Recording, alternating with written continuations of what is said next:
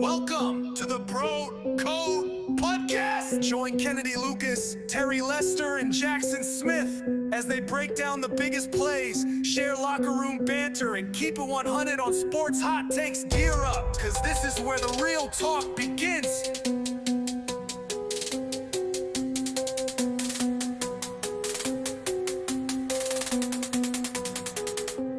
Gear up!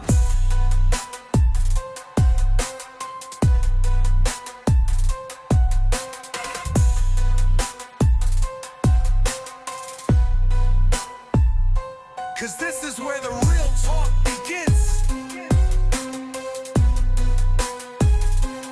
Gear up.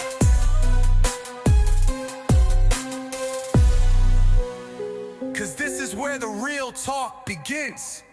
Gear up.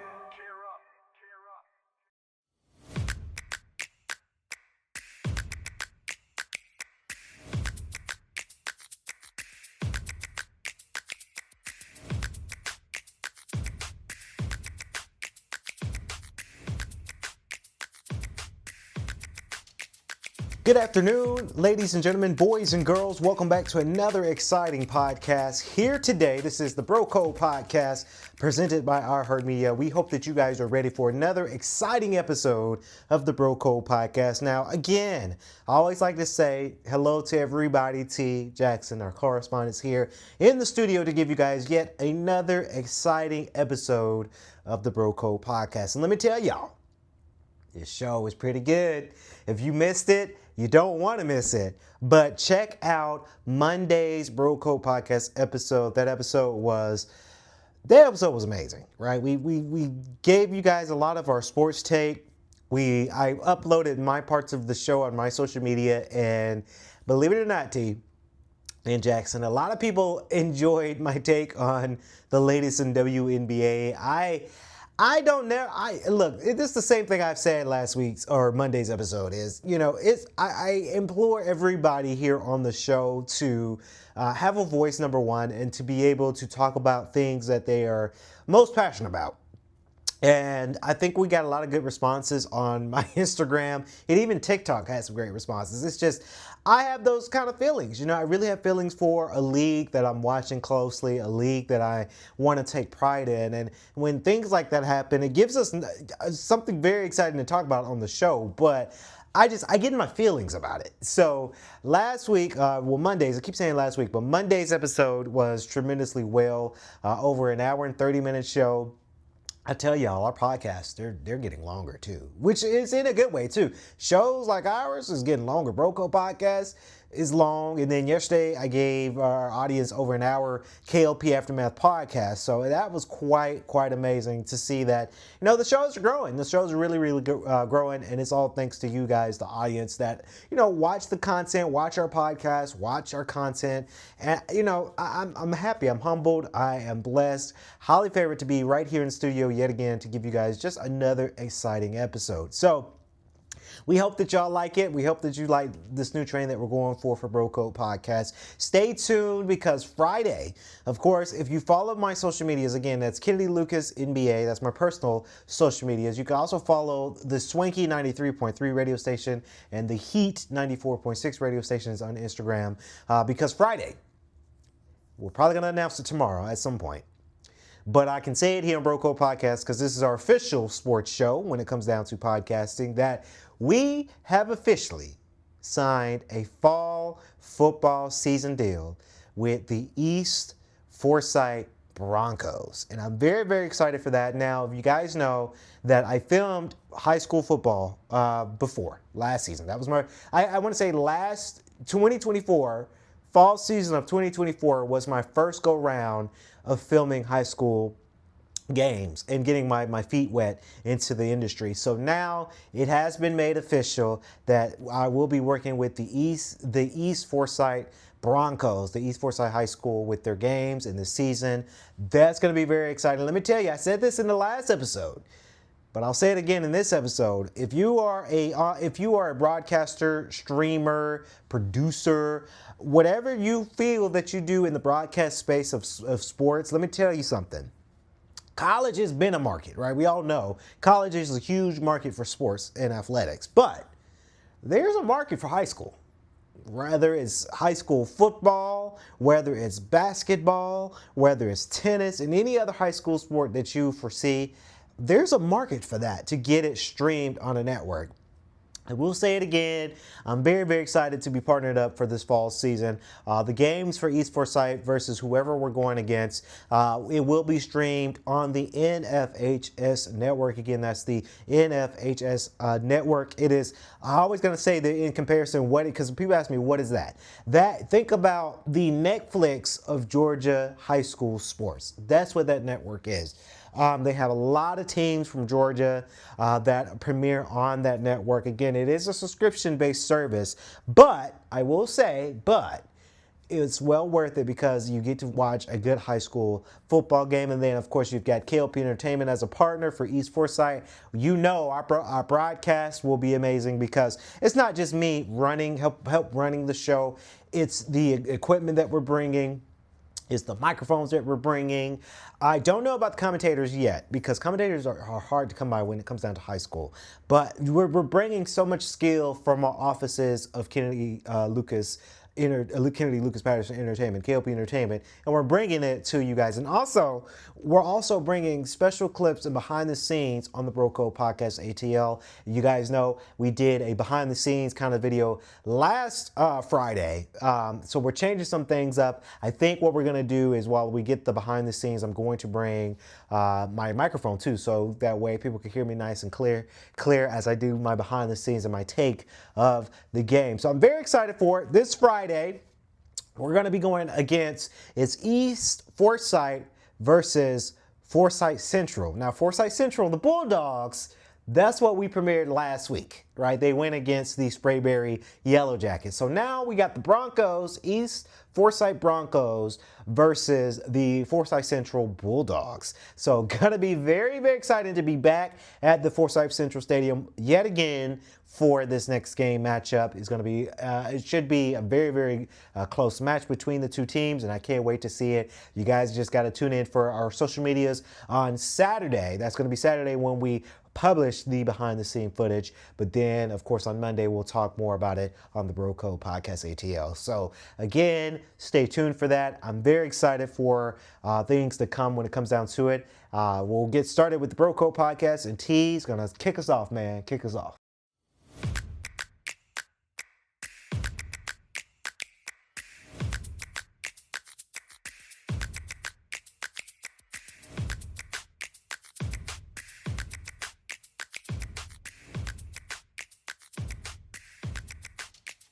During the preseason, all 32 NFL teams have high expectations, but a lot can impact the race to Super Bowl 60 over 17 regular season games. There are often record-setting performances, unforeseen surprises, off the field and on it, and impactful variables we're not even thinking about. The 2025 season will be no different. To look at the bigger picture and just how good or bad every team could be this season, we turn to our ESPN Football Power Index, FPI. The FPI projected win total for every team based on 20,000 simulations of the entire season performed by our ESPN research team. But to find a high and low, we picked out the middle 90% of those simulations. That gave us a ceiling and a floor in terms of expected record for each team in 2025, with extremely unlikely outliers eliminated. If everything goes right, what might each team's record be? And if the worst scenario plays out, what would its record look like? We pulled the FBI ceilings and floors for every team, then asked our NFL Nation reporters to explain the biggest factor that would determine where each team falls within that win total spectrum. However, our reporters weren't allowed to go with the easy answer and write about the success or failure of the quarterback they cover. What is this Buffalo defensive line capable of? The Bills made an emphasis in the offseason to invest in what they viewed as a clear issue, and that was a group up front on the defensive side of the ball, as they selected 3 linemen in the first 4 rounds of the 2025 draft. That young group making an impact would be significant, and TJ Sanders standing out during training camp is a positive sign. On the other end, keeping Joey Bosa healthy for the postseason is a clear priority. More consistency is needed from the likes of Greg Rousseau on the outside and Ed Oliver on the inside for this group to take a step forward Can the Dolphins secondary hold up behind a strong front seven? Miami shouldn't have trouble pressuring quarterbacks this season with Jalen Phillips, Bradley Chubb, Chop Robinson, and Zach Sealer all healthy in training camp. Behind them, safety Minkah Fitzpatrick leads a secondary that replaces for its 5 starters from last season. The Dolphins' cornerbacks are young and unproven, but their inexperience could be mitigated by what should be a proficient pass rush. In his introductory news conference, his coach, Vrabel, said, "We just want to be good enough to take advantage of bad football." For the most part, the Patriots had the look of a buttoned-up team so far, which included an impressive 48-18 win against the Commanders in the preseason opener. Vrabel, preaching an identity that starts with effort and finish, is all about the details. The first-year coach inherits a penalty-prone team that got pushed around in the trenches and cracked under pressure. Last season, the Jets had a franchise record 6 losses after leading in the fourth quarter. In a word, the 2024 Jets were soft. Glenn's mission is to make the Jets physically and mentally tougher than last season. If he can accomplish that, his first year will be a success, as if he didn't face enough pressure in replacing Justin Tucker. Loop also could decide a lot of games based on recent history. Last season, Tucker was 9 of 16, 56.3%, in the Ravens' 5 losses, and was 13 of 14, 92.9%, in their 12 wins. Over the past 5 years, rookie kickers have made 82.8% of their field goal attempts, for 128 of 517. There will be plenty of critical kicking situations because quarterback Lamar Jackson keeps Baltimore in games and hasn't lost a game decided by more than one score since 2023. It's no secret that the Bengals' defense is what cost them a playoff bid last season. Cincinnati is hoping having Golden as its new defensive coordinator for 2025 will be key to unlocking potential of the team's young talent. Getting better play from the secondary will be crucial to any defensive improvement this season. The Browns are returning to the offensive scheme Kevin Stefanski operated in his first few seasons as coach, with an emphasis on running the ball. For that to be successful, Cleveland will need its offensive line to return to dominant form. The Browns have an experienced line, but an aging one, too. Only one projected starter, left tackle DeJuan Jones, is under 30, though Mike Tomlin, famously without a losing season, is the ultimate X factor in elevating his team's floor every year. This Steelers season will be largely dictated by the unit tasked with protecting 41-year-old Aaron Rodgers. Last year, the Steelers' offensive line gave up 49 sacks, among the most in the league. The group, led by second-year center Zach Frazier, has more experience, but tackles Broderick Jones and Troy Vitanu are essentially entering their first seasons playing at their positions in the NFL. Jones struggled at times at right tackle the past 2 years, but he enters this season at his natural left tackle position, while Vitanu is at right after missing most of last season with injury. Can the group protect quarterback CJ, Stroud, and establish the line of scrimmage in the run game? If the Texans' offensive line can't protect the third-year QB and running the ball effectively, the hopes of getting to Super Bowl 60 will vanish in a blink of an eye. Can Latu make a second-year jump? The Colts are betting heavily on their 2024 first-round pick, evidenced by them letting top edge rusher Dale Odeyingbo depart in free agency. That was a calculated risk based on Latu's obvious pass rush skills and high ceiling. But the UCLA product has to tap further into that potential this season and get more production than the 4 sacks he registered last season. If Latu steps up, it might help unlock the full potential of a talented defensive line. The defense must be much better at limiting explosive pass plays. The Jaguars unit gave up a league-high 14 pass plays of 40 or more yards for a league-high 770 yards, due mainly to coverage busts, and that was a significant reason Jacksonville gave up 25.6 points per game in 2024, 4th worst in the NFL. The signings of safety Eric Murray from Baltimore and cornerback Jordan Lewis from Dallas, and drafting Travis Hunter whenever he does play defense, should help. Giving Cameron Ward enough time in the pocket is possibly the biggest factor in his development. The Titans signed Dan Moore Jr. to an $80 million contract, which shows their commitment protecting Ward. Moore's success is critical because it allows Tennessee to improve at both left and right tackle since last year's starter J.C. Latham flipped sides to give the Titans what they hope will be bookend protectors for their rookie quarterback. The Broncos took an already top-shelf defense. No. 3 in scoring defense. No. 1 in sacks and no. 1 in defensive EPA in 2024, and added L.B. Dre Greenlaw and S. Talanoa Hufanga in free agency, as well as C.B. Jotty Barron with their first pick in April's draft. Greenlaw and Hufanga have battled injuries in the past, and Greenlaw missed the Broncos' on-field work in the off-season program and over a week of training camp, both times with leg injuries. Linebacker Alex Singleton also missed some time in camp with a fractured thumb. L.B. Drew Sanders will miss several weeks with a ligament injury in his foot, and safety Brandon Jones was held out of joint practice with the 49ers. If the Broncos get healthy and are able to keep largely the same group on the field for 15, 16, or 17 games, it's a championship-level defense that could fuel a deep run in the playoffs, and one of the reasons Coach Sean Payton has said he believes the Broncos are a Super Bowl-caliber team. The Chiefs are ready to have their offense become a spaceship again.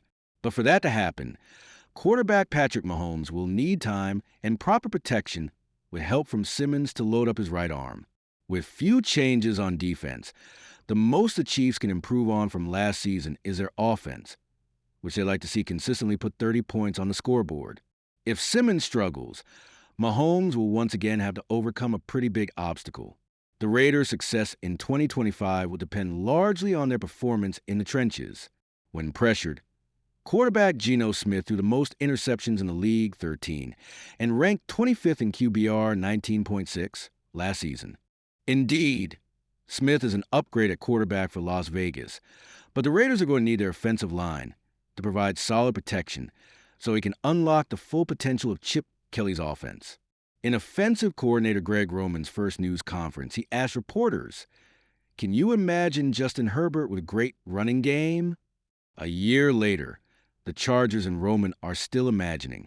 The Chargers' rushing offense was inconsistent and at times non-existent last season, as they finished the season ranked 17th in the NFL in yards per game, 110.7.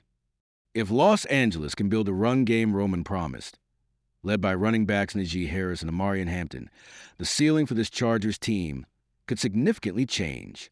How ready is Schottenheimer for his first head coaching job? He saw his father, Marty, coach 4 teams and has been an assistant coach in the NFL for more than 20 years. Players like the culture he has built so far in the spring and summer, but he will be counted on to make split-second decisions that will impact winning and losing, which ultimately will be how he is judged. The Cowboys are the typical team, given the attention they receive on an hourly basis. We've seen it the past 2 seasons. The Giants without Thomas are in trouble, having gone 3-14 without him. Thomas is currently on the physically unable to perform list after Liz Frank's surgery on his foot last year. Fortunately for the Giants, he's on pace to return for their Week 1 game at Washington. According to a league source, New York also has more depth on its offensive line this season. What can Barkley do for an encore? The reigning NFL Offensive Player of the Year became the 9th player to rush for 2,000-plus yards during the regular season, fueling Philadelphia's Super Bowl charge. None of the previous 8 players to reach 2,000 yards was able to accomplish the feat the following season. All finished with 1,500 yards or less the next year. The Eagles can't afford too sharp of a drop-off. "It's so hard to do it twice," Barkley said, "because it's hard to do it the first time." Washington's offense will face more challenges playing 11 games against teams ranked in the top 13 scoring defenses last season. The Commanders need more from their defense, specifically in the fourth quarter. They ranked 18th in scoring and 13th in yards, though 30th in rushing yards per game. But in the fourth quarter, they ranked 28th or worse in 9 key categories. Their secondary should be much improved with the addition of rookie corner Trey Amos and a healthy Marzon Lattimore. But the latter needs to be durable, something he hasn't been the past 3 years. A beefed-up defensive line, with multiple key additions, including pass rusher Von Miller, needs to produce. How quickly will the Bears be able to execute Johnson's offense? Chicago went out and got the best play caller available this offseason with the belief that some ingenuity and creativity can create one of the most explosive units in the NFL, a characterization not historically associated with Chicago offenses. But how many games will it take for the offense to operate at a high-functioning level? The Lions started out slow during Johnson's first season, calling plays in 2022. And Johnson said what he's asking of his current players is more complex than what Detroit's were tasked with early on. The key to success comes from Johnson creating opportunities for quarterback K.L.P. to gain confidence in executing the scheme early on, even as he's still aiming to master the details. How fast will the Lions adjust to new coordinators Kelvin Shepard and John Morton? After a 15-win season in 2024, Detroit lost both coordinators, Aaron Glenn Jets and Ben Johnson Bears, to head coaching roles this offseason.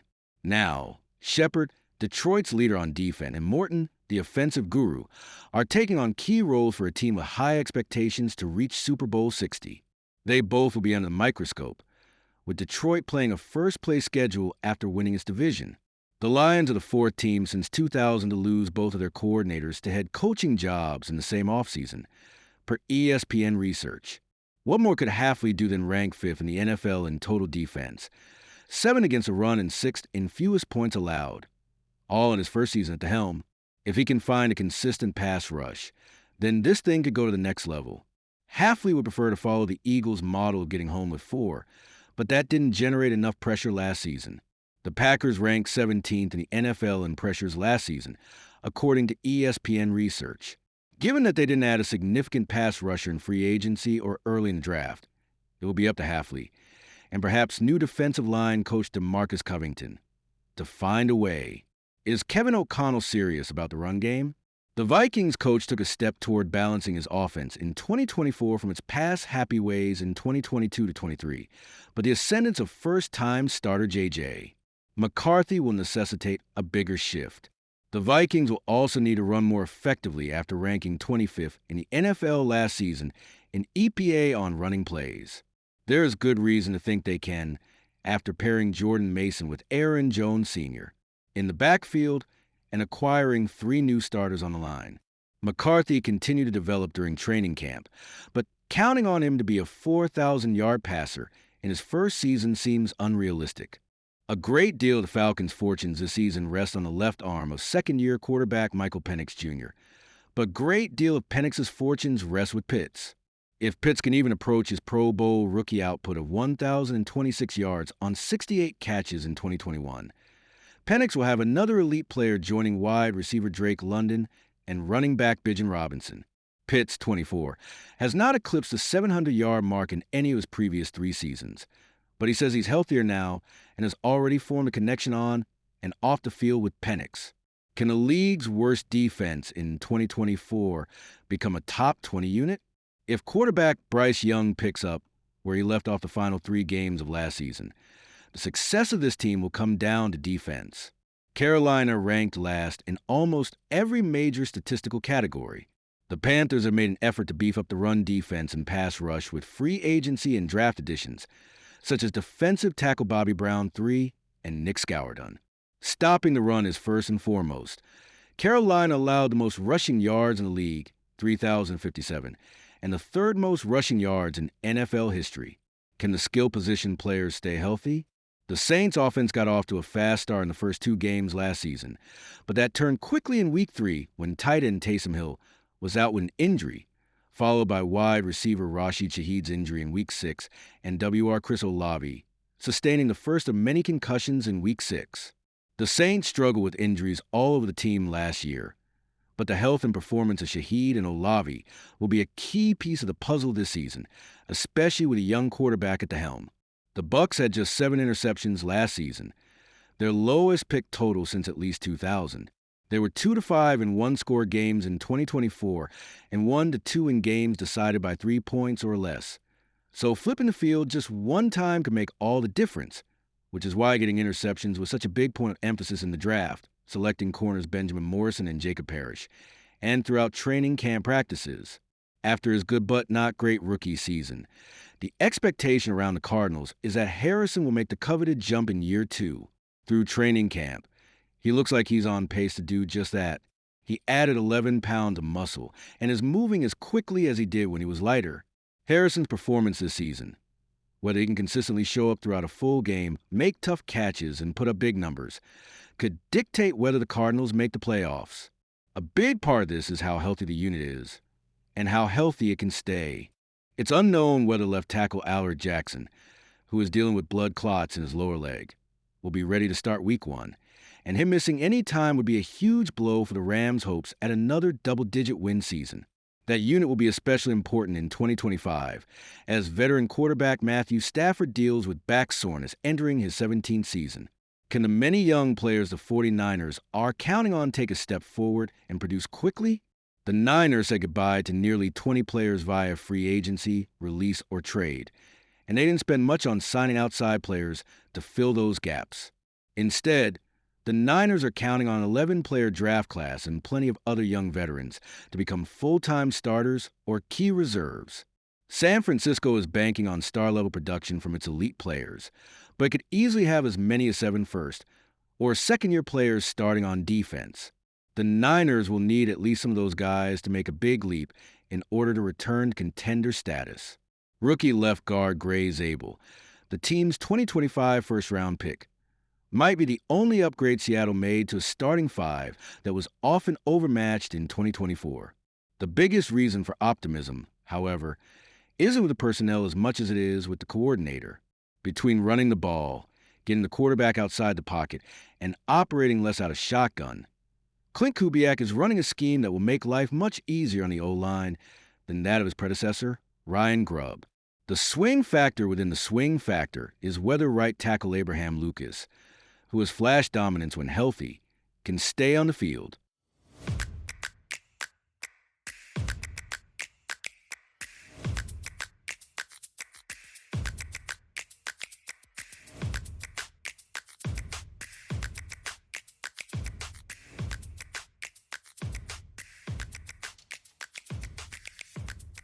It's gonna be good for business. It's gonna be bad for my health. I have been doing a stay off of Twitter situation, quite honestly, cause like, what for? Number one. Number two, I'm already pretty aware of how stupid I am. I don't need as many reminders as I now receive without being balanced out by the occasional attaboy. You know what I'm saying? I don't feel like this is good for me at this point in time. So I stay away. And people keep me hip to what's going on. Ryan keeps me hip to what's going on. Our friends, sometimes keep me hip to what's going on, right? But then also I pop in every now and then, right? Just kind of jump in, see a little bit of what's going on, get a taste of the action. I need to be aware of what the discussion is. Now, of course, much of that discussion is the discussion of the bots. But y'all stupid asses be over there talking to them. So, I can find out what some of y'all be thinking too. Anyway, Friday night, Cleveland Browns played a preseason game, and Shedeur Sanders threw, Ryan, correct me if I'm wrong, 2 touchdown passes in that game. That's correct, 2 touchdowns. I saw some clips of it. I did not see the full game because preseason. 2 touchdowns. I did see the numbers. It was 6 yards per attempt, which is utterly unnoteworthy, but preseason games are weird, right? To say he only had 6 yards an attempt in a preseason game doesn't necessarily mean that you played poorly, but the other part of it is throwing 2 touchdowns in a preseason game doesn't necessarily mean that you played well. There is very little that regular people can take from watching a preseason game. Now, if you are a film eater, you'll be able to do that. If you're somebody in the league or whatever, you'll probably be able to make something out of it. Otherwise, preseason games are for everybody's favorite confirmation bias.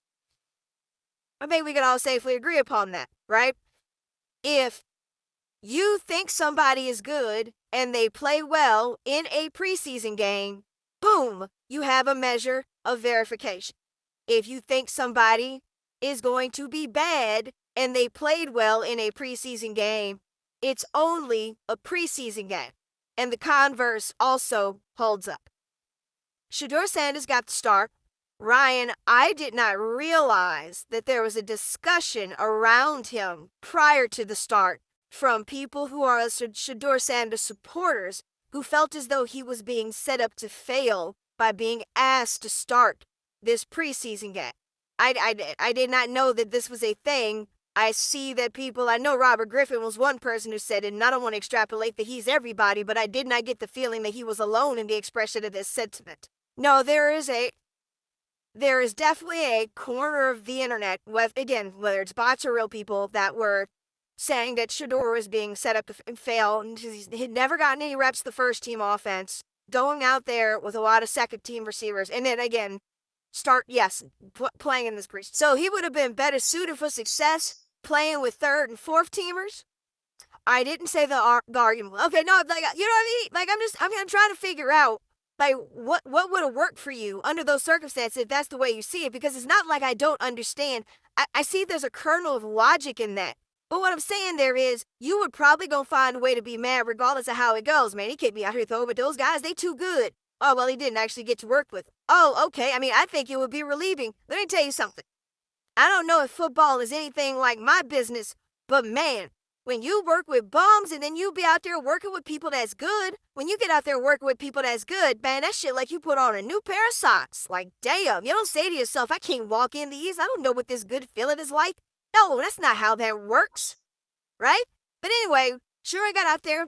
He did what he did. Again, I don't feel qualified to give an evaluation on it. I'm not inclined to do it. I also am pretty straightforward about this. I come into this believing that, or believing is not the right word. I am skeptical of how good he can be in the NFL. I think there is data that indicates that he is not an NFL quarterback. I also think that we've seen enough to indicate that he, vis-a-vis some of his now peers, he may not be good enough to play in the NFL, but being good enough to play in the NFL and being good enough to be on an NFL team, those are two different things when we talk about quarterback. I think we all agree. There are 96 quarterbacks in the NFL. There are not 96 quarterbacks in the world who are good enough to play NFL football, right?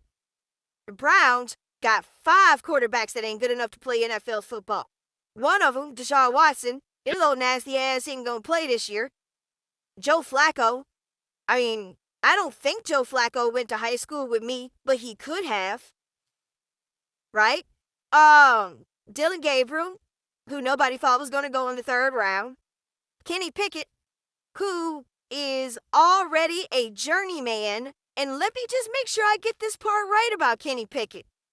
Kenny Pickett is a journeyman. Actually, my computer went slow trying to look it up. I ain't even want to know. How my man a journeyman already, and he got drafted in 2022. He is a journeyman in year 4.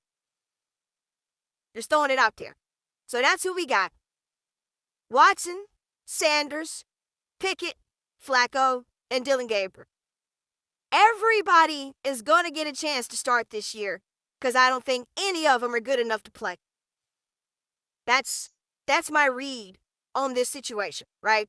All of them are probably going to get a chance to play, though I guess one of them will probably get cut going into the season, but they'll probably just put one of them boys on the practice squad and then roll all in that stuff. Anyway, I've been rambling a little bit, talking in circles. I just want to get to the point that, for me, personally, is important, which is, could y'all please not lose y'all's minds about this?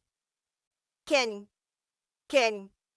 And what made me realize I needed to talk to you and ask very kindly that y'all not lose y'all's minds is that Shador Sanders threw 2 touchdown passes in an NFL preseason game. It ain't even the last preseason game. You know, the one where they halfway pretend like it's football? I don't even think it was that game, baby. Nike put out an ad behind Shador Sanders. And the ad said, I want to make sure I get the words exactly right. Okay? The ad said, only a matter of time, and it was a picture of this 5th round pick doing the thing with his watch. I hate to be this guy, Ryan, but he doing it with the wrong arm. It looked like he wear his watch on the wrong arm. All right, it's only something you could have pointed out. It's on his right. I'm just saying. It's just saying it's on his right arm. That ain't the arm you put a watch on. It's not. Where your daddy at? Right? Y'all, you're spending all this goddamn money on these watches and you ain't even wearing it right. right? He be having the hardest time trying to wind that bitch because the thing going the wrong way. Anyway, when I was a kid, you could be all kinds of criminals and anything else, and Nike would ride with you just as long as you were still actually good at what you did. Now Nike don't even really care about what you did. Like, Nike is not just do it or look at what you just did. Nike doing ads for, hold up, we gonna get there in a minute. Just you wait. Just you wait. That's what I just realized. Has the plot been lost this badly on everything? Where a dude throwing a couple touchdown passes in a preseason game, a dude that's not even a starter. How you getting Nike ads and you're not even a starter, and it's not his fault. I want to be very clear about this. It's not his fault. I get the feeling that Shedeur Sanders is trying to do everything he possibly can correctly at this point. I don't know if he realizes that they handled the draft process badly, but I do believe that the way he's handled things since has been different. I thought the clip of him running into Tony Grossi, who's a media guy up there in Cleveland, talking about how Tony never has anything positive to say about him, I thought that was a great look for Shedeur because he handled it in good spirits, right? Like, he wasn't angry about it or whatever. He was just like, come on, Tony, come on, man, what I got to do? I thought he handled all of those things really, really well, right? But nothing was proven from that game.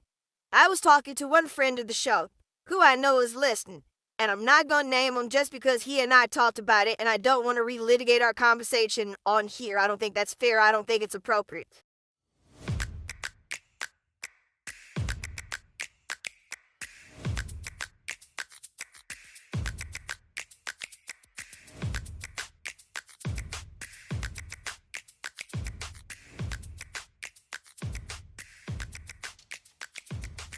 Okay, so I do have some latest news and topics of conversation. It is about the WNBA. That is kind of my niche right now for the Bro Code podcast, to give you guys my take on the latest of WNBA. Let me tell you, this take is actually a good take because, again, on Monday's episode, I kind of did a bad take. Well, I did a good take, but I was kind of in my feelings with the WNBA with the sex toy scandal. We're over that. We're talking about the 10 biggest games that will determine the WNBA playoff race. Now, the playoffs are coming. Believe it or not, guys, the playoffs are coming to fruition, and I'm very, very excited for that because, you know, a lot of these ladies, they're playing really, really hard this season. I've been watching, and I saw it. The Liberty, they went against the Sparks, and that was a close match. I think it was 103 points to 97. Correct me if because I just saw the stats this morning. And then we had other things going on in the studio as well. I am watching the Liberties very, very closely when it comes down to them. They could have the potential to go to the finals. I mean, I'm rooting for the Atlanta Dream, right? Because we're headquarters here in Atlanta. But I like to root for my New York teams because I love New York. New York is a very, very beautiful city to go to. If you guys haven't been to New York ever, you should go to New York because, you know, those are teams. I'm a big fan of the Liberty, the Dream, and the Las Vegas Aces. I do like the Indiana Fevers because I do like Caitlin Clark, right? But this is what we're talking about, the 10 biggest games that's going to solidify the playoffs. Again, solidifying the qualifying spot, ladies and gentlemen, in the standings and building momentum towards the playoffs. Take on more urgency for the WNBA teams with a month remaining, ladies and gentlemen. There is a month remaining in the regular season countdown. Now, every game counts, right? Every game counts in there. But some weigh more heavily when it comes down to postseason implications. Now, theoretically, the first place Minnesota Lynx, of course, the Minnesota Lynx could still lose their systemic lead over the Field. But in my take, in reality, realistically, they look to have the top seed firmly in grasp and have shown no signs of letting up. and that's the Minnesota Lynx. Now, even without the injury star, and then let me get the name here, Nafisa Collier, of course, she had a ankle injury. The 27-5 Lynx, that's the season scoring. That's their top record right now, 27-5. The Minnesota Lynx haven't even lost 2 games in a row this season so far. Now, behind the Lynx long jam of the teams hopping to amongst the other top 4 seeds, that's not the only race that's in there. Of course, while, ladies and gentlemen, we had the Chicago Sky, that's in the conversation. We had the Dallas Wings, that's in the conversation. And we also have the Connecticut Suns that are also in the running. That's going to be a great matchup, the top biggest teams when it comes down to the 2025 playoffs. Now, they seem to anchor at the bottom of the standings, which other teams will miss the 2025 playoffs. Now, these top 10 matches are over the next 4 weeks to determine what's going to happen for the rest of the season and with the playoffs. Now, these are the top games. This is the top 10 games that I'm going to highlight real quick on the Bro Code podcast presented by our Hard Media. Now, here's what's coming up next, ladies and gentlemen, with the top 10 games that's going to really make an impact when it comes down to the playoffs. Of course, on August 19th, excuse me. Yeah, the Minnesota Lynx, they're going to be at New York City Liberty. Again, that's a very close match. Let me tell you why. Because this game will last for 4 meetings between the 2024 WNBA Finals teams. The Lynx won the first 2. And the squads also will face off this coming Saturday. I believe that's going to be the 19th. Can the defending champion of the New York Liberty get some traction against the Minnesota Lynx, right? Even with the 2-time MVP player, Breanna Stewart, out with a bone bruise on her right knee, the Liberty have the opportunity to battle with the Dream for second place. That's going to take place August 19th, Minnesota Lynx at Liberty. Now, August 21st, another favorite team of mine, Las Vegas Aces. You got Phoenix Mercury at Las Vegas. Now, the Aces roller coaster of a campaign they had so far appear to have leveled out. They have won 4 in a row and 7 in their past 10. Now, by contrast, Phoenix is the only team amongst the top 7 in the standing T that has a losing record of 4-6 over the past 10 outings. Now, Las Vegas and Phoenix, they split their 2 meetings in June, right? We saw it. The third matchup is set for this Friday, the coming up Friday, August 21st. And the series concludes 6 days later. Winning the series as a potential tiebreaker could be very important for these 2 teams to see if they're going to be qualified for those playoffs. That's a game that I definitely will be watching. And August 23rd, you have New York Liberty at Atlanta Dream. Now, I'm conflicted about this game because I like the Liberties, but I like the Atlanta Dreams too, right? It's two of my top prime teams that I'm in favor of. So this one's going to be a doozy for me to watch, ladies and gentlemen. Now, the Dream have won 5 in a row and 7 of 8 within their games, including the 3 victories over Phoenix, right? Now, Atlanta will play 8 of its final 11 regular season games at home, including this matchup versus the Liberty. And the 2 of the Dream's 3 away games in the closing stretch are against last place Connecticut Suns. So the schedule appears to be in the favor of Atlanta, finishing strong, when over the Liberty here would level their season series. New York won 2 of the first 3. So that's why I say this game is going to be a doozy for Atlanta Dream and the New York Liberty. Again, we're going to stay tuned and watch more of that coming up very, very soon. And then after that, you have August 30th, Jackson. August 30th, New York Liberty at Phoenix Mercury. busy for New York Liberty. Again, now Stewart hopes that she'll return against returning to action by her 31st birthday, which is October 27th. And if she remains on that timetable, Jackson, then her first game back would be August 28th at home versus the Washington Mystics. The Liberty miss her a lot, and I've seen it. I've seen their defenses. I've seen some of their plays they make in there on the court. Yeah, they missing her. They missing Stewart. But signing forward Emma Messaman has helped the New York Liberty within the team due to Stewart being out for that injury. Now, Messaman will continue to be a big asset when Stewart returns. The Mercury won 2 of their first 3 meetings with New York.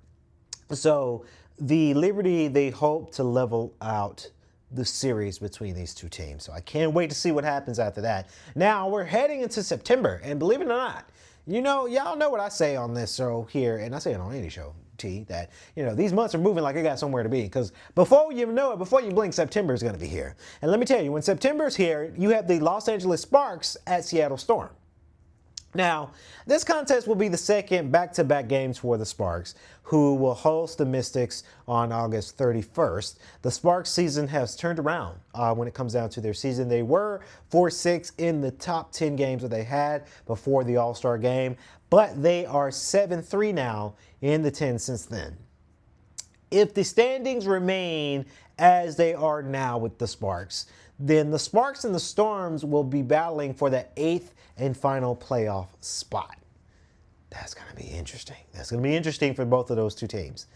Now, September 1st, another favorite team of mine, Indiana Fever at Phoenix Mercury again. We don't know when Caitlin Clark, that growing injuries that she had for primarily majority of the season, might return. Now, despite Caitlin Clark's absence, ladies and gentlemen, the double whammy of losing fellow guards Ari McDonald, Sydney Colson. Again, y'all know how I feel about Sydney Colson because of that the sex toy scandal thing I talked about in Monday's episode.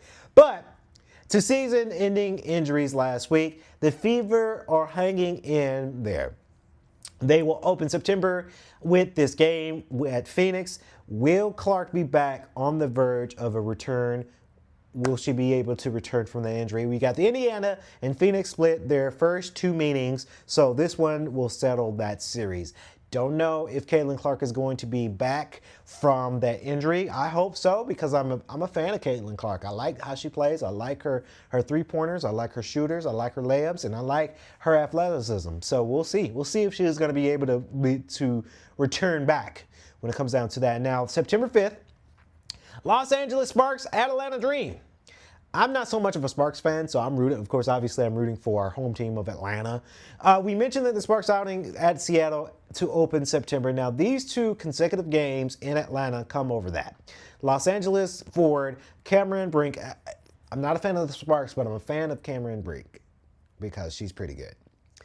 Would have been back for about a month. She made her 2025 debut July 29th after an ACL tour injury cut short her rookie season last year of 2024. And the Sparks could be making a push-up in the standings. These 3 road games in the 5-day span could be pivotal for the LA team. I'm a big fan of Cameron Brink, but I'm a big fan of the Atlanta Dream as well. We'll wait to see what's going to happen within that game for sure. September 9th, we have the Minnesota Lynx at the Indiana Fever team. Of course, this will conclude the regular season for the Fever. So again, like I hope we get to see Caitlin Clark come back for the remaining of the season. We just don't know. Injuries, guys. Injuries are injuries. You don't know when you're going to come back. Now, we hope Caitlin Clark could be back around that point, September 9th, against the Minnesota Lynx. Now, the Fever are in the middle of a playoff pack, which is impressive considering all that they have about their injuries. This game could mean something for the Indiana's playoff position. Again, that is just a risky thing. It's kind of like a we don't know for Caitlin Clark. We don't know from these injuries until they get medically cleared to step back on the court. September 9th, you have the Golden State Valkyries versus the Seattle Storm. They're going to be at Seattle. The Valkyries have been resilient their first season, losing top player Kayla Thornton. She also was down because she had a knee injury back in July. Could have derailed the team, but they remain in the playoff hunt. Making the postseason, T in Jackson, would be a big accomplishment for the expansion franchise. Now, meanwhile, Seattle has lost 5 in a row and 7 of 9 since the All-Star game. The Storm will finish the regular season with this matchup, which might determine the playoff fate of one of these teams. We'll wait to see what that happens. Again, Seattle losing 5 in a row. That's tough. That's a tough beat. That's a very, very, very tough beat. And the number 10 game there, the last game will be within the regular season, will be September 11th. And it's going to be the Las Vegas Aces at Los Angeles Sparks. Now, we're rolling the dice on the very last game for the 2025 season on behalf of us here, our entire cast and crew for Bro Code Podcast. Tipping off at 10 p.m. Eastern Time could have consequences, right? Because it's late. But it may not if all the playoff spots are already set. But if they weren't in the spot, everyone will be staying up late to see how this one turns out. I know September 11th, I'm going to be up late at night watching the last game of this 2025 regular season between these two teams. I can't wait. WNBA, I've said it before, T in Jackson. I'll say it again. WNBA has something. They give us all the greatness. They give us everything that we need when it comes down to our fandom of women's sports. This season has been very impressive. I will say that. This season has been very impressive for the WNBA. Not just the viewership, not just the games itself, but it's something that we've been able to really keep up with and to really watch and see what we got going on for that. My intake for postseason, we're getting close to postseason. I mean, I got like three favorite teams that I'm rooting for. So by default, I got to root for the Atlanta Dream Team because we're here in Atlanta. But I look for my New York team of the Liberty. I like the Fever and I like the Aces. So we'll have to see what happens within this. Good luck to all the ladies of the WNBA within their final 10 games for the 2025 WNBA season.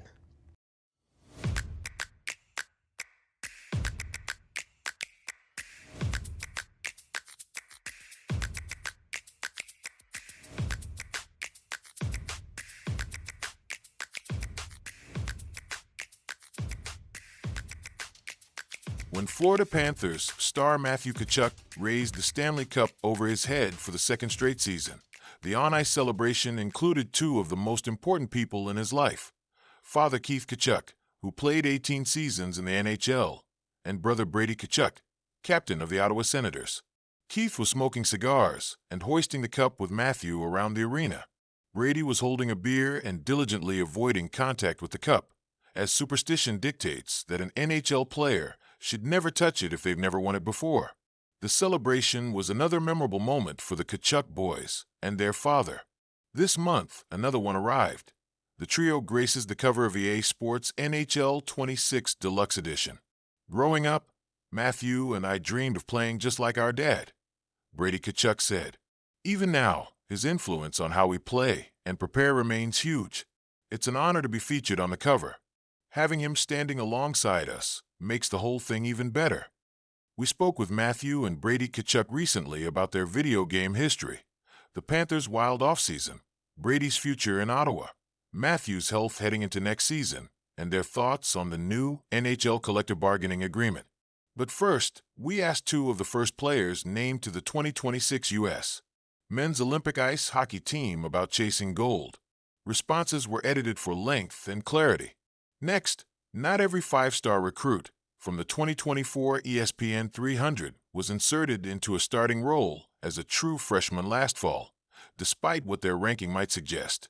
Numerous variables can take precedent over pure talent, and it often takes a year of seasoning or depth chart movement before elite prospects break out in their second season.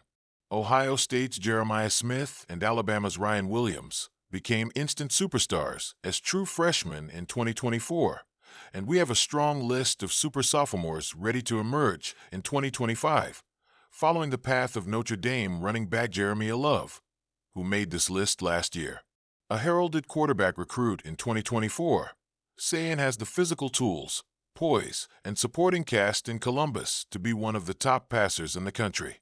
Yes, we understand he still has to win the job, but we are doubling down on the former five-star recruit. Saying who was the no. 2 QB behind DJ Lagway in the 2024 rankings, possesses outstanding arm talent, both in strength and accuracy, and he can move the chains with his legs. He is seasoned and polished, with arguably the best receiving core in the country. We project he will win the job, opening the season with steady production and developing down the stretch into one of the best quarterbacks in the Big Ten. We got a taste of what Marshall brings to the table at the ReliaQuest Bowl. The no. 7 back in the 2024 ESPN 300. He went for 100 yards on 23 carries in the first and only start of his young career. The former Ohio Mr. Football will team up with Alabama transfer Justice Haynes in the Wolverines' backfield. Early in preseason camp, it appears the reps will be shared, with Haynes as 1A and Marshall 1B. Marshall is elusive in tight quarters, fast in the open field, and powerful on contact with a low center of gravity. He boasted the top verified shuttle, 5-10-5, out of high school with 4.1 seconds, which would have been second among running backs at this year's NFL Combine. While many expected greater impact from Robinson as the no. 1 ranked player in the ESPN 300, Georgia's defense had 3 players selected in the first round of the NFL Draft. Even this season, Robinson is not projected to start on the outside, but he'll see plenty of meaningful snaps at nickel and has the skills to take over the perimeter as a lockdown corner at any point. Word from Athens is that the light has come on. Robinson is seeing the game more clearly, allowing him to play faster. Reminder, Robinson possesses a rare blend of length, speed, and ball skills. He just happens to be part of a defense where that's the norm. Miami fans may have expected more from Trader a season ago as the no. 6 receiver in the ESPN 300, but he was part of a very experienced and productive receiving room. He had only 6 receptions on the year, but did start the Pop-Tarts Bowl and made 3 catches for 61 yards and a touchdown. That flash will become more consistent this year for the Canes. Trader is 6 foot, one with smooth, fluid movements and quick hands to pluck the ball on the run for big gainers. He's a legitimate 3-level threat. Trader will team up with tight end Elijah Lofton to give Miami 2 breakout stars on offense for Carson Beck to work with. Yes, we are hedging our bet with this pick. We expect Matthews or Staley to break out this year as a top SEC receiver. Who that will be depends on who stays healthy, as both have been injury-prone. They both have flashed as well. Matthews is as expected, sudden and elusive after the catch, the no. 5 wide receiver in the ESPN 300 headlined the Vols no. 15 class. Staley was inside the top 300 but as the no. 21 receiver. A former state champion in the 200 meters and triple jump, Staley, who redshirted last season, has excellent short area quickness, explosive movements, and elite ball skills. This WR room needs to produce for the Vols to return to the college football playoff. Lopa has one of the best blends of size and range of any back-end defender in the country, and the Ducks have production voids to fill at safety. The no. 13 safety in the 2024 ESPN 300 had limited reps last season, but in the Big Ten championship game against Penn State, he was in third down packages matching up with All-America tight end Tyler Warren. Lopa is 6 foot, 5 and 210 pounds, but covers ground fast with his long stride. He will come up inside the box and tackles soundly as well. In high school, he played both sides of the ball, tallying 4 interceptions and 16 receiving touchdowns. Lopa will need to develop as the season progresses with his reads and recognition, but we project he will begin to reach his potential this fall. There may not be a more highly scrutinized job in college sports than the starting quarterback at Notre Dame. Carr, the grandson of former Michigan coach Lloyd Carr, has been well prepared on and off the field and will be ready for the challenge. Carr is still locked in a battle with Kenny Minchey for the starting job coming off a strong spring practice, but we think he will be handed the keys before week 1. Carr was ranked as the no. 2 pocket passer in the class of 2024 in part because of his great accuracy and acumen. With running backs Jeremiah Love and Jadarian Price returning and an experienced defensive line, The Irish might not need Carr to break out with huge production, but he will need to anticipate, get the ball out, and push it downfield to his targets. All of this is within his skill set, which is why he's on this list. Wisconsin didn't dip into the portal to help replace Tye Walker and Shea Malusi's production. It felt good about the underclassmen still in the running back room. So do we. Jones arrived in Madison with SEC offers and blue-chip skills. The No. 8 running back in the ESPN 300. Jones ran through his high school competition, and we project he's ready to do the same in the Big Ten. He's got an impressive size-to-speed ratio and good change of direction skills. Jones isn't just a classic bruising back that Badgers fans are accustomed to. He can also hit the home run and make tackles miss in the open field. It's a good RB unit, and Jones won't have to carry the load, which should keep him fresh and healthy as the Badgers look to bounce back from a disappointing 2024 season.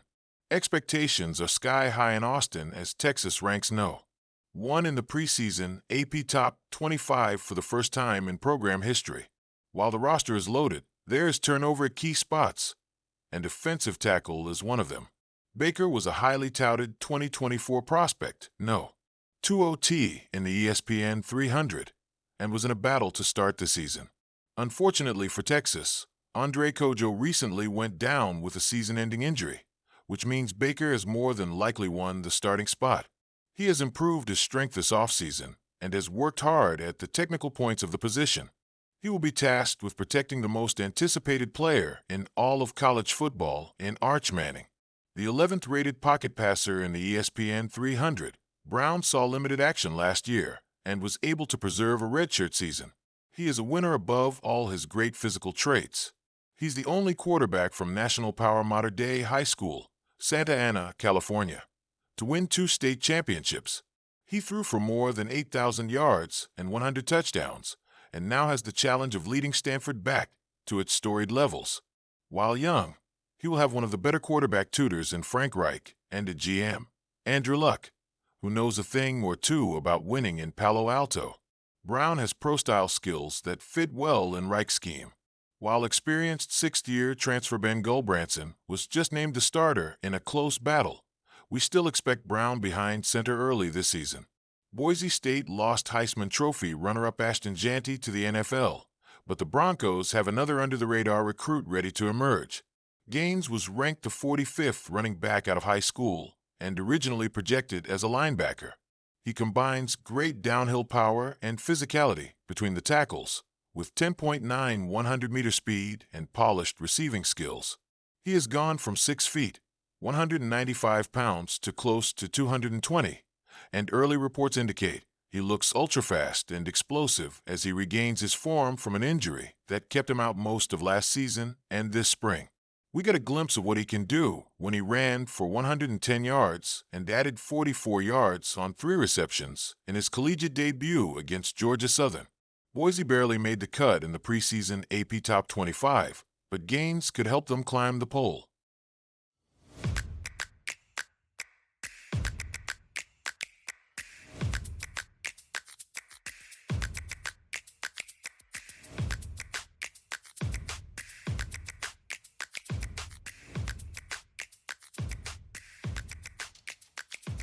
A lot of drama. So it is interesting when I show up for work in the morning, what's on my desk.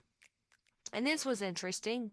It was the PFF grades for preseason week 1 rookie quarterbacks. Oh, look, Shedeur Sanders, according to PFF, easily the highest graded quarterback. Jackson Dart was good. Jalen Milroe, Cam Ward struggled. Tyler Shuck and Quinn Ewers were bad. This is, by the way, exactly what you saw. This is what we would have all guessed, right? Jackson Dart better than I thought. Shedeur looked like he did in college. But here's the other thing, because I've said this all week. I think he needs to grow up. And maybe he never will. But you could argue of all the rookie quarterbacks, he was throwing to the weakest receiving corps. This morning I went and found the 10 guys who made a catch for the Cleveland Browns in this game. 8 are undrafted. One of them is Sal Cannella, who honestly is my favorite Sopranos character ever. One of them is Toa Tua. Uh, Jamari Thrash. Now I remember James Thrash, no relation to Jamari Thrash. Gage Larvadan.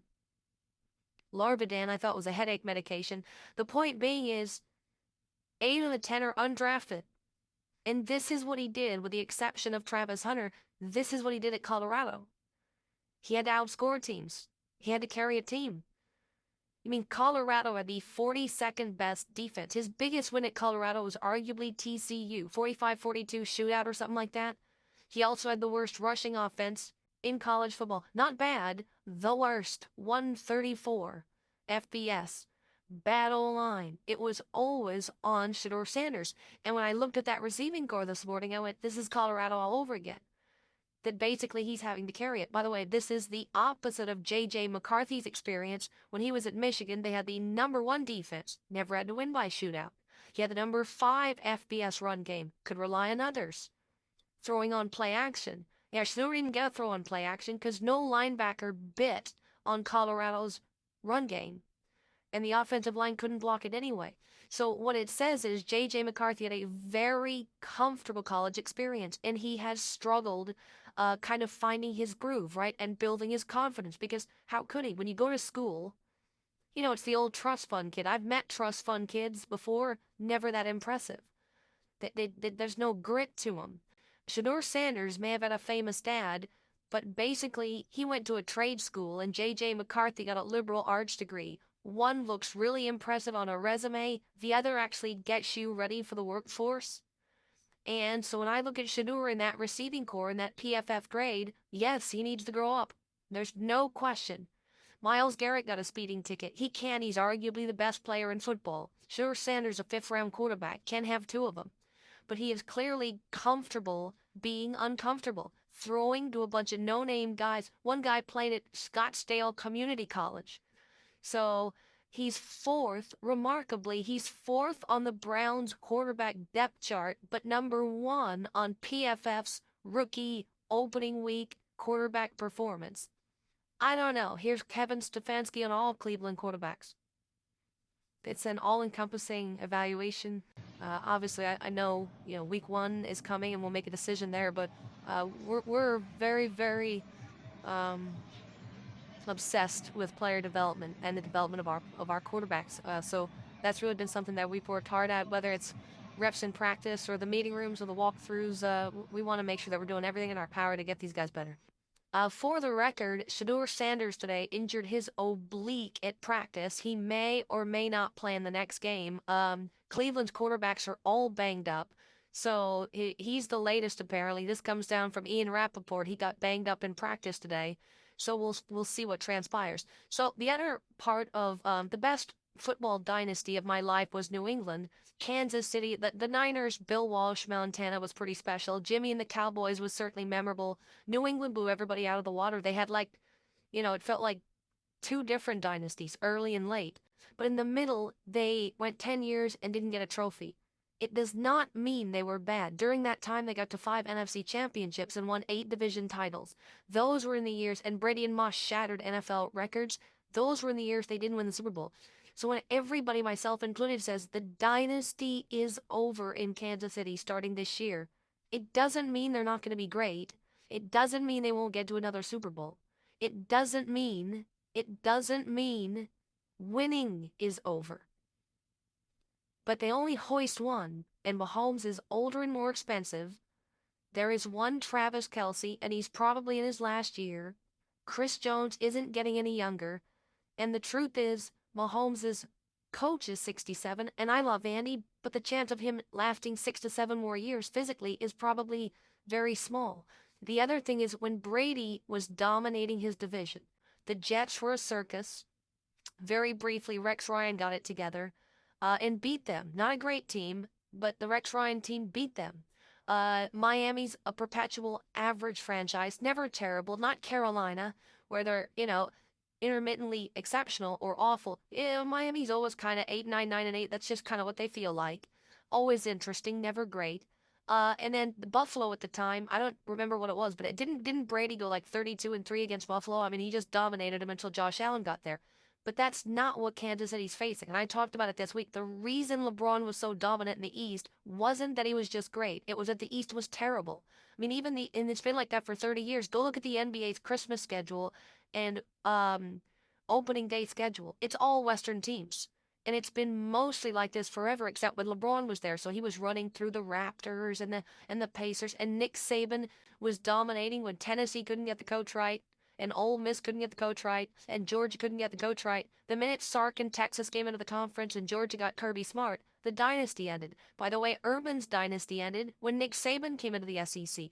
So dynasties just don't happen when you've got a stacked division, because you're going to lose some close games. Last year, the Chiefs were 11th in point differential, 11th in the league, 11th. So they dominated the margins, and they deserve it. But now Bo Nix with Sean Payton is in year 2, and Herbert and Harbaugh is year 2. And the Raiders, Chip Kelly, Geno Smith, Pete Carroll, Max Crosby, Brock Bowers, that is a really good fourth-place team. Ashton Genty could end up being, what are the odds on him being Rookie of the Year at running back? So my point is, when you start looking at dynasties, LeBron dominating the East, Saban dominating the SEC, for the record, the Dodgers, with all that money, have just dominated their division, but the San Francisco Giants have been down a lot of it. And the Padres shouldn't be able to compete and haven't been able to beat them in the postseason because it's a much smaller market and market size matters in baseball. This is not a shot at Kansas City. It's the reality of now you got Hall of Fame coaches in the division, Pete Carroll, Sean Payton, Jim Harbaugh. Now, the one-of-one Travis Kelce probably has a year left. Chris Jones and Andy are not getting easier. And, yeah, let's be honest about Mahomes. He's already got blown out in 2 Super Bowls. He's been blown out in 2 Super Bowls. Why? It's not because he's a bad quarterback. It's because they unraveled. Because the O-line, which, by the way, is getting rebuilt for a 3rd time, let him down. So you go look at Brady. Brady had the advantage over Mahomes because they both have great coaches and great ownership. Brady had an advantage. Everybody in his division was dysfunctional for a majority of his run. It wasn't until Josh Allen arrived at the very end you're like, oh, this is a challenge. This division's not. This division that Mahomes is in is the opposite of that. It's incredibly functional now. Peyton, Harbaugh, Herbert, Bo Nix, and the Raiders are the best coaching staff, and star power of Ashton Genty is what we think that they've ever had. So Andy Reid, now Andy Reid always says the right stuff, was on with Kay Adams this week talking about people like myself who say the dynasty part of their winning is over. When it's all said and done, it's winning the game. And we have winners, and they figured it out. And so I was proud of them for that. And we don't listen to all the noise. I mean, if you do that, you're gonna go crazy. Then you're not gonna have fun, right? And it's been spun so far. So again, the Patriots in the decade-long, they didn't win a Super Bowl. That's the Moss Brady space. 5 AFC championships, 8 division titles, set records. They were still great. But it just, you're not going to do another 20-year dynasty. It's just not going to happen with a division that good.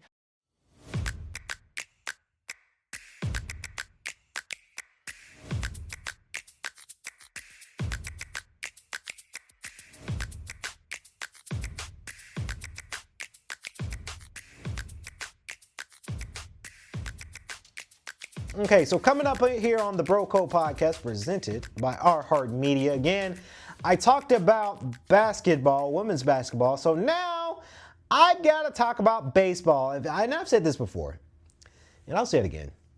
If you guys don't know, I'm a big fan of baseball. I played baseball before. I'm worried. I am worried for these 2 teams so far within their season. Now, I've been watching some of their seasons now. The question that I asked open-endedly to everybody out there, all the sports fans out there, how concerned should the Mets, Yankees be with such a struggle season? Both teams are struggling this season, T. And I'm very sad about it because, I'm a Yankees guy too. I mean, I'm a diehard Braves fan, right? That's by default. But I like the Yankees. Now, when the New York Mets, I like any New York team, really. I try to root for New York, right? I just said it. I'm rooting for the New York Liberty WNBA. I like the New York Knicks. I used to be a Giants fan, but I'm now no longer a Giants fan because they just, I don't know, the last few years haven't been that great. And I told my barber, shout out to Byron, I told him that, I bet money on the Giants. And I lost money on the Giants. So I'm no longer repping the Giants because they lost me some money, some betting money. Now, when the New York Mets and New York Yankees, ladies and gentlemen, met for the first time at Subway Series of 2025 in mid-May, life was good in the basketball fans in New York, right? Both Big Apple teams sat the first place in their respective divisions. For both seemed like postseason lock-ins, right? But things have changed, ladies and gentlemen. Ladies and gentlemen of the Bro Code Podcast, things have changed. Things have recently taken a turn for both these New York teams, right? Now, first, the Yankees have tumbled out the first place in the American League East, forced a injury scare for MVP frontrunner Aaron Judge that lost ground in the all wild card race. Now, then the Mets have joined that spiraling thing that they got going on now, even losing straight seven straight games, falling from a battle with the Phillies. I mean, and there's no shame on the Phillies because they're good. They're a good team. But you lost 7 straight to the Phillies? To the Phillies. And again, there's nothing wrong with the Phillies. I like the Phillies. But 7? For the National League East supremacy to clinging the NL's final wild card spot. Now, the question is, are the struggles simply a blimp for the both team playoff bound teams or the beginning of an epic collapse? That is the question that we ask everybody here around the team here. I'm concerned. A lot of people are somewhat concerned. A lot of people are saying that the Mets, their starting ranks were ranked 28 in ERA. And that average point was 4.99, right? And the 29th in innings pitch, right? David Peterson is the only Mets starter to complete a 6-inning start since June 7th. Right? Because you got Sean, Mane, and Conde Sunga, these names, I'm trying to do my best to pronounce these names, have not been the front-line performers of the Mets projected since coming off the injury list, right? Clay Holmes, a converted reviver, hasn't hit a record more than 16 outs in an outing in more than 2 months. And Frankie Montas, with a 6.38 ERA, has seemingly pitched himself out of rotation within that team. That's why it's very, very concerning when it comes down to that point. Now,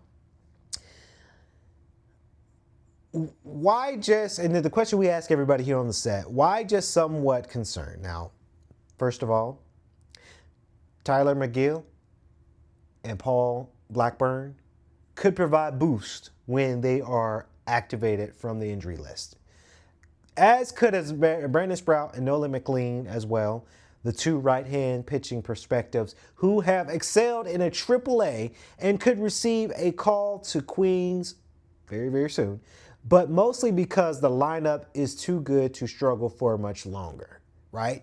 It's hard to imagine, for example, the Cincinnati Reds or the St. Louis Cardinals surpassing the Mets and to seize the third wild card spot, Jackson. And in the end, these teams can win in October with weaker starter rotations and strong bullpens, right? We hope that's the only concern, because the season's not over yet, right? Now, I would say people, along with myself, were also concerned, and I will bring this up in the Bro Code podcast for both these teams, and primarily with the Mets, right?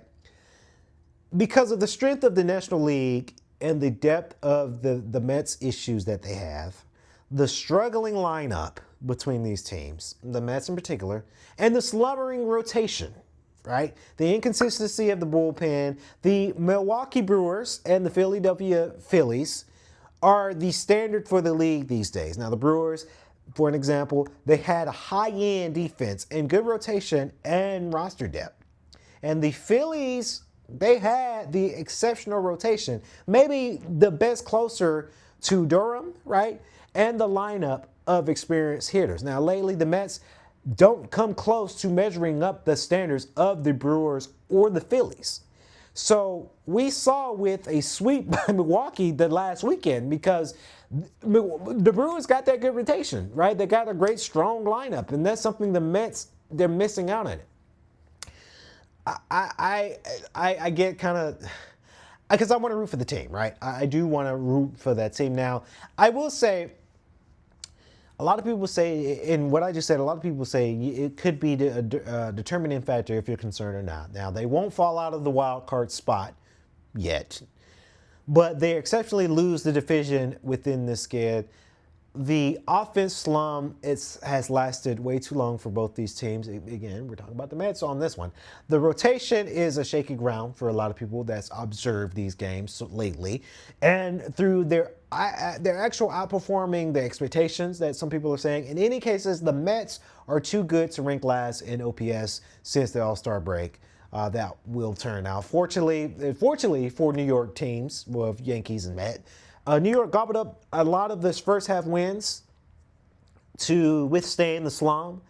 The Mets will be playing in October. We'll be watching, and it'll be the first few days in October, ladies and gentlemen, the Bro Code Podcast, instead of getting a bye into the division round when it comes down to it. Now, here's my take on the Yankees, because the question is, I just talked about the Mets. A lot of people are asking me now, how concerned am I with the Yankees within their second half struggles, right? My take on the Yankees, ladies and gentlemen, has been that they would make a postseason as long as Aaron Judge stays healthy, right? Because that's their number one contender. Because he is good enough to help make their defenses and their deficiencies in a weak American League. Judge is dealing with a flexor strain that forced him to miss nearly 2 weeks of gameplay, practice recruitment gameplay. And this has kept him out of right field since returning and undoubtedly affected his ability to produce the batter's box. Now, Judge began being limited to, DH, has forced for the Yankees to play Giancarlo Stanton in the right field and to keep Stanton one of their best hitters for the Yankees out of the lineup together. Now, with those deficiencies for the Yankees,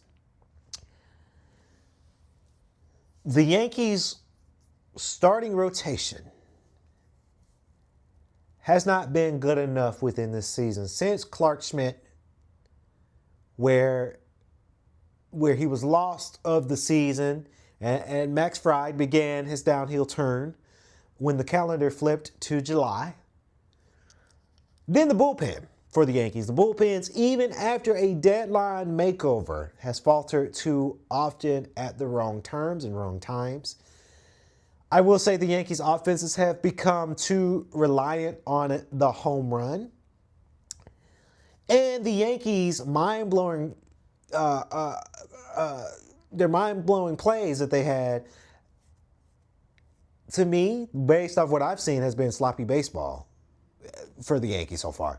Only to exacerbate these issues. Now, the Yankees have the talent to compete in the World Series, but they might not have that opportunity because if they don't stop the bleeding between that, I have a strong feeling that the Cleveland Guardians or the Texas Rangers are within striking distance of the wild card standing. In my opinion, if Yankees don't stop the bleeding that they're having, those two teams are going to swoop up, Jackson. They're going to get it. Now, the Yankees, in my opinion, are third quarters of the way through their scheduling, and Aaron Boone is still trying to figure out his bullpen ideas It's a tough place for any team to be in a pennant race, let alone the defending AL champions, right? But we do look back at the 21's Atlanta Braves and the years 21 Atlanta Braves. That was a great season for the Atlanta Braves too. I cheered them on. And the 2023 Rangers and the Arizona Diamondbacks for this reminder. It is possible to find yourself kind of late into the season. It is possible to have a turnaround. Again, I root for the Yankees and the Mets. I want to believe in their turnaround. We don't know.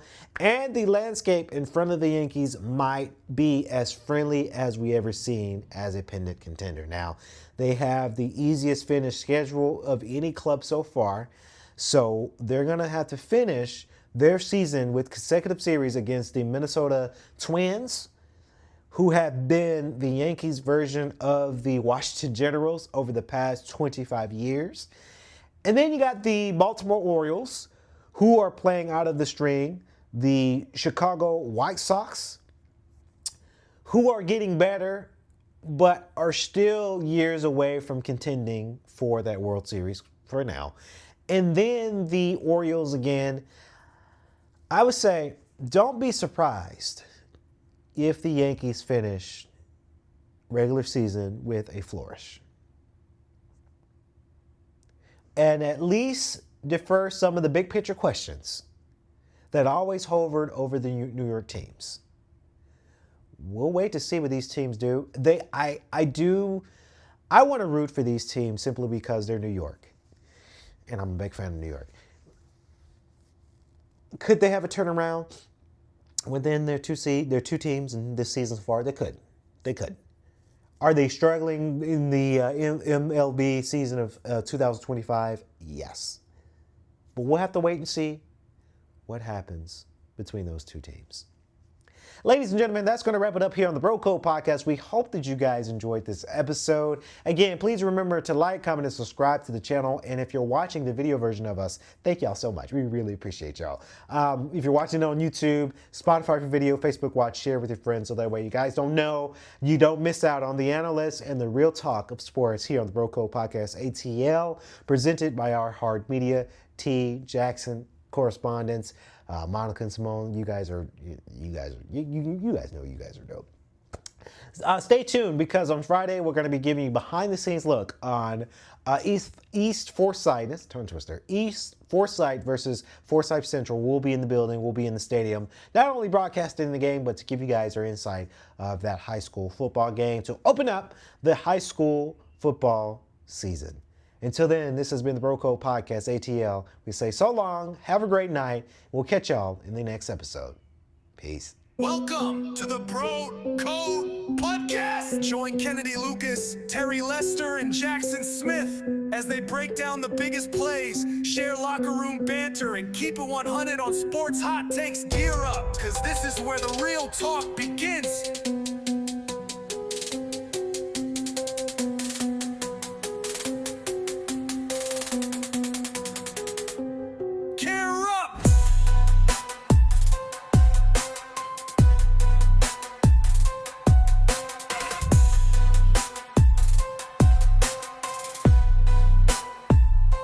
Cause this is where the real talk begins. Gear up.